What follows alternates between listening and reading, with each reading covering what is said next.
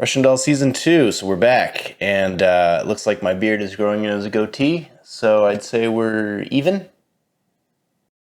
It's like a donut, but where's the donut hole? Yeah, so TLDR, if you watched and liked the first season, you're already going to be watching this, so who freaking cares? Yeah, so season 1 was sort of just came out of nowhere. It's Amy Poehler and Natasha Lyonne produced it, and then Leslie Headland co-created it with them. And she did Bachelorette. She did Sleeping with Other People. I think last year she also did the pilot for Single Drunk Female. But I did watch the pilot for Single Drunk Female, which she executive produces. And it wasn't for me, but I respect that it exists. So what do you say about Russian Doll? Well, it's this like genre-spanning black comedy slash thriller slash detective story slash time jumping. There's a Groundhog Day element in the first season. There's sort of a Midnight in Paris Day element in the second season. And if you don't get that reference, I understand it's Woody Allen, so I'm not offended that you didn't see. So I probably shouldn't have watched it. So the second season takes place 4 years after the events of the first season. The events of the first season takes place in like a 24-hour period that keeps resetting itself with Nadia and Alan. And Nadia is Groundhog Daying. And then, spoiler alert, if you haven't seen it, Alan also is Groundhog Daying, and they figure out that they have to sort of like work together to fix it. And they do, we think.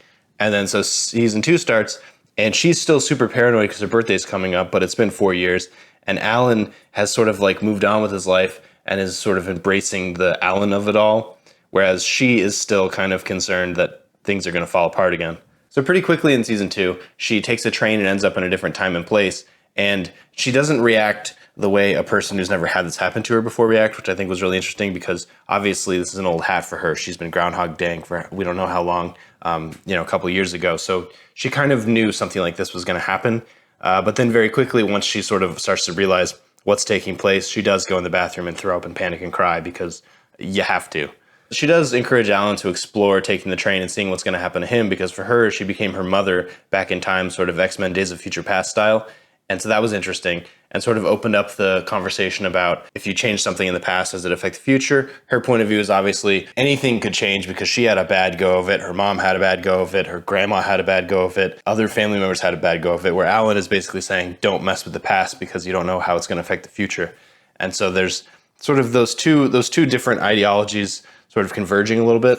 Except we don't see a lot of Alan because honestly, Alan's story is not that interesting. No offense to him, no offense to his story. It is an interesting story. It's just less interesting than the absolute chaos that Natasha Lyonne's Nadia is going through. So Nadia is trying to solve this mystery by going back and forth in time to try to figure out what happened to these gold Krugerrands that were in her family. Yeah, I don't really want to go further into the plot because if you're going to watch it, I think this is one of those shows that you deserve to not know very much going in. Other than to say, is it important to watch season 1?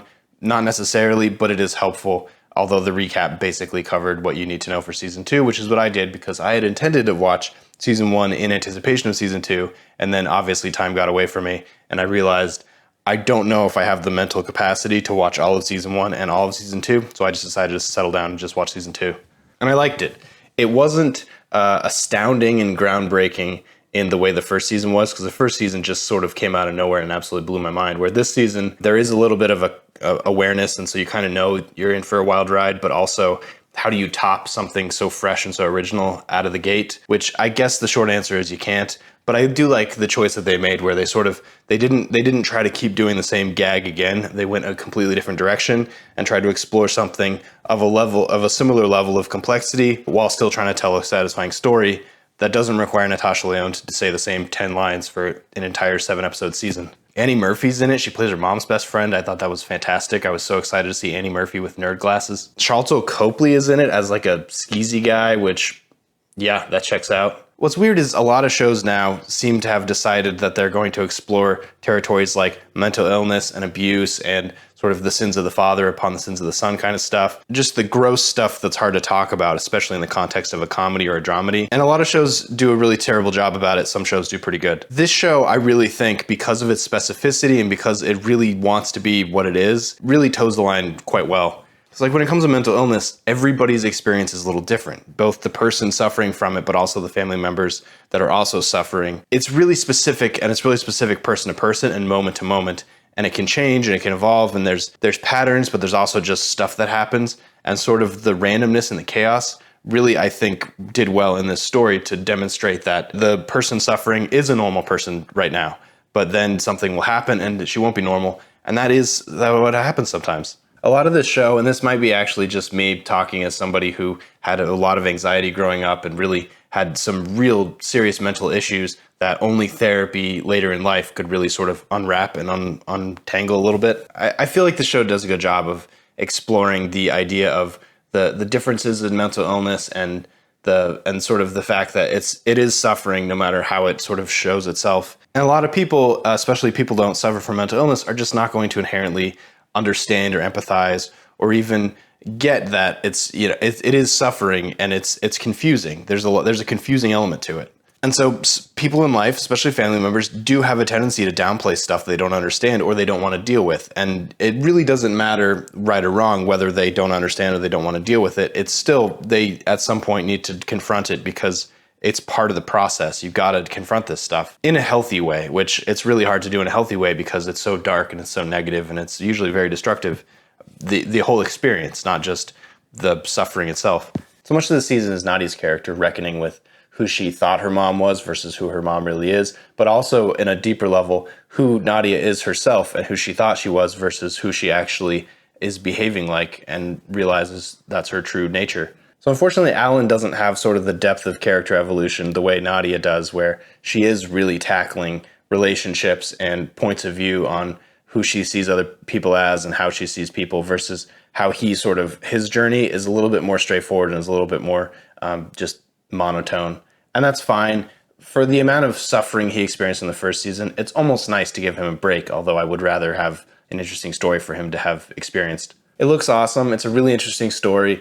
It's kind of hard to follow because there is a huge amount of time jumping. I think if you drew it out, it wouldn't be so complicated, but there's several time jumps in several places and a lot of confusion, and a lot of it is checking whether or not somebody's holding an iPhone. That's a running gag for the whole season, is she's checking whether or not she has her phone, whether or not she has this piece of paper that's very important to her. There seemed to almost be an answer in season 1 for the reason why they got in their Groundhog Day situation, whereas season 2, I'm not really convinced there was a digestible reason for them going on the train and going into different times the way they did.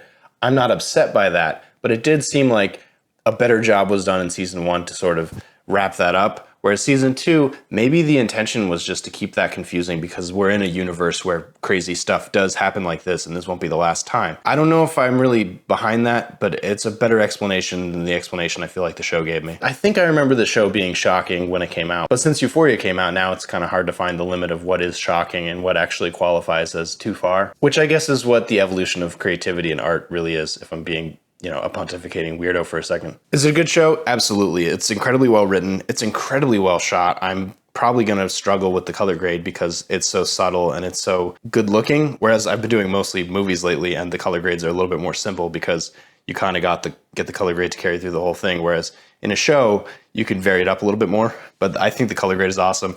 I think the photography is awesome. I think the acting is absolutely stellar. The writing, I mean, it's coming out of Leslie Headland's head, and that's a great place for anybody to be, in my opinion. And it doesn't look like a COVID show, which is to say there's actually characters interacting in scenes, whereas a lot of shows and movies that actually took place during the time of COVID where we were all bubbling, it does seem like there's less actors in the scene, and there's like less scenes altogether because they had to sort of squash everything down in order to keep everybody safe, where this show doesn't really suffer from that. And weirdly, there's period piece stuff all over it. So they either must have shot this before COVID, or they were just absolutely stretching people to their limits on how to make a completely seamless show in a time where you have to be 6 feet apart and there's a person standing there saying, you guys need to change your masks, it's been too long, like that kind of stuff. The COVID officers.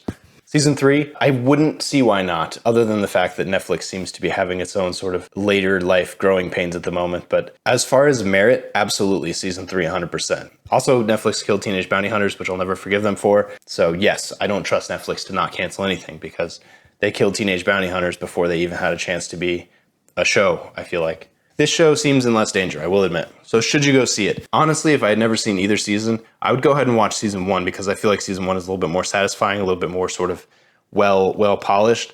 But season 2 is an interesting evolution. I just don't think it's the stronger material. I don't understand why it came out on a Wednesday, though. I'll tell you what, binging 7 30-minute episodes is way easier than binging 7 hour-long episodes. And I'm a fan. God, the makeup in the show too is like super, super good. I don't know. I don't know if that's just a Netflix thing or if that's a this production thing, but I was like astounded by like the costuming was good, but the makeup was like, I don't usually notice makeup. It is weird watching this show in the time of COVID because everybody sort of has the emotional scar that is the virus and the pandemic on us. Whereas this show completely negates that and has a completely different set of emotional scars that sort of weigh on the characters. And you can sort of compare and contrast. It's kind of interesting. I don't know if that's going to age well, though. So that's it. That's what I got. 7 episodes. Do you think our golden cougarans is Bitcoin? That's a gross thought, isn't it?